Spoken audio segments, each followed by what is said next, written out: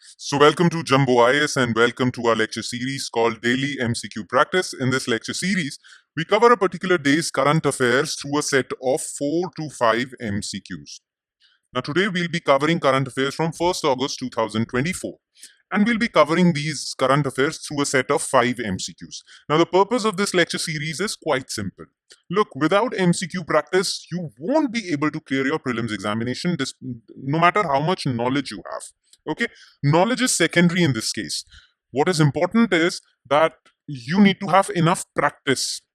Okay, practice is way more important than knowledge itself. You have to practice that knowledge as well. And what better way to practice that knowledge than MCQs? Okay, so as far as your prelims is concerned, okay, if you are serious for your next year's prelims examination, well, for that, you need to practice MCQs. All right. Now, daily, if you practice 4 to 5 MCQs with me, then you would have practiced 1200 MCQs from current affairs itself. So as far as current affairs are concerned, you need not worry about them for your prelims examination. Okay, and I don't need to tell you this, but current affairs are very important both for prelims as well as mains. Okay, so this lecture series is quite important. You just need to be aware of this fact. Okay, then. Now let's start with question number 1. Without further delay, let's not talk any further. Let's straight away jump to question number 1. Okay, consider the following statements regarding Iran's axis of resistance. It is a network of proxies fighting for hegemony in the Middle East. Hezbollah, a Lebanese Sunni group, is the most powerful member of this network. Ansar Allah, a Zaidi Shia militant group based in Yemen, was responsible for attacks on the commercial ships in Red Sea. Now, look, there are various terrorist organizations with a big geographical footprint that are affiliated to Iran. Okay, they get all the logistics and moral ideological support from Iran. Now, there are 4 such organizations that are quite significant. Okay, one is a Lebanese-based organization called Hezbollah.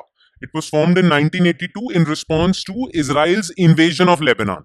So, basically what Iran did was, Iran collected all the rebels in Lebanon to fight against Israel. Okay, so Hezbollah. Then there is Hamas. We all know about Hamas, who recently attacked, last year, they attacked Israel. Okay. Then there is Palestinian Islamic Jihad. Okay. And then there are Houthis. Now, Houthis are basically, their organization is officially called Ansar Allah. Okay. Now, these 4 organizations are in different regions of the Middle East, and their only purpose is to further Iran's hegemony in the region. Now, Hezbollah is a Shia organization, and Iran is a Shia country, basically. Okay, based in Lebanon.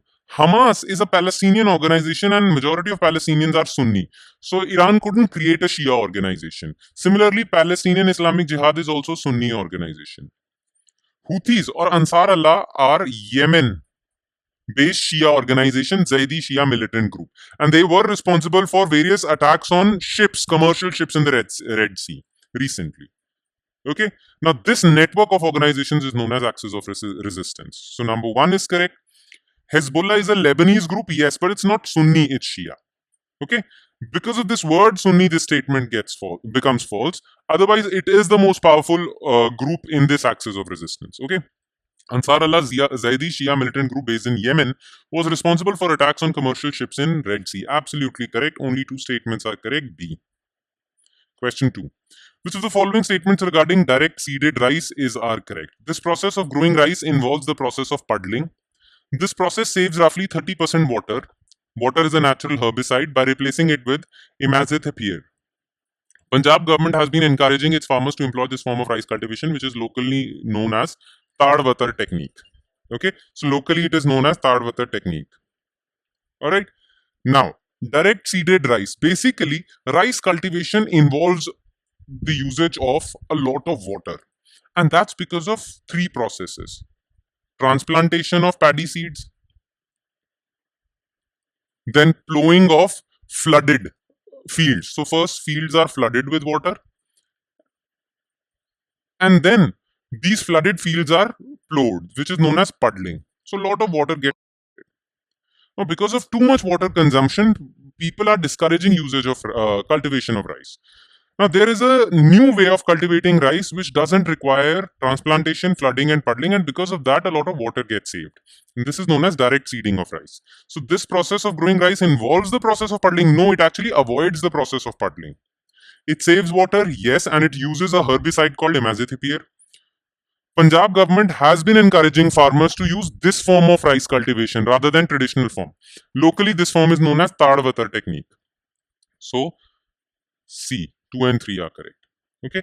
Number 3. Consider the following statements regarding zero tillage wheat. This technology allows sowing of wheat seeds without any stubble burning or land preparation.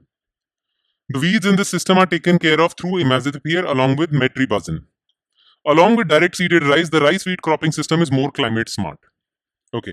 Now, what is the problem with wheat cultivation? Before sowing wheat seeds, you have to prepare your land.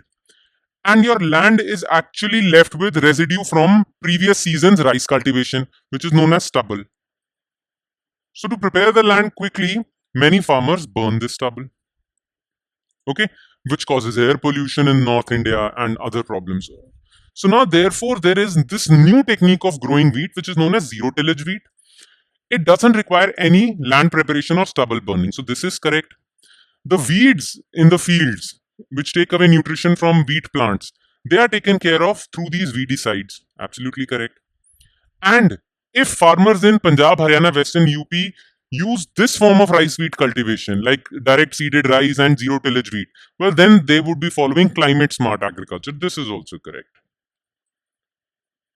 All right. Okay. Next question. Consider the following regarding equivalence report generated. Aim of the report is to set standards for school boards in country across a set of 5 parameters. Okay. Parak is a standard setting body under Central Board of Secondary Education (CBSE). Okay, so recently Parak has presented a report known as equivalence report, and it has presented that report to the Ministry of Education. The purpose of this report is to recommend changes to Ministry of Education so that Ministry of Education actually implements those changes, and by implementing those changes, school boards across India have similar standards. Okay, now school boards, there are various school boards in India. Some children go to CBSE board, some go to ICSE board, some go to state boards, right? Some go to madrasa boards, some go to Sanskrit boards, some go to open boards, some go to NIOS affiliated National Institute of Open Schooling, right? So there are various boards in India. Now, all these boards are different in their examination structure, way of functioning, everything. Now, government wants to standardize these boards so that a student in CBSE or a student in madrasa board have similar levels of education.